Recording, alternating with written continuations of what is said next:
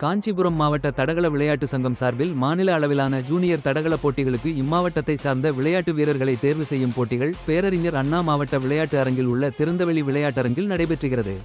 வட்ட தலைவர் பாஸ்கர் பாண்டியன் ஐஏஎஸ் தலைமையில் நடைபெற்ற நிகழ்ச்சியில் மாவட்ட காவல்துறை கண்காணிப்பாளர் சண்முகம் கலந்து கொண்டு விளையாட்டு வீரர்களின் அணிவகுப்பு மரியாதை ஏற்றுக்கொண்டு தடகள விளையாட்டுப் போட்டிகளை தொடங்கி வைத்தார்.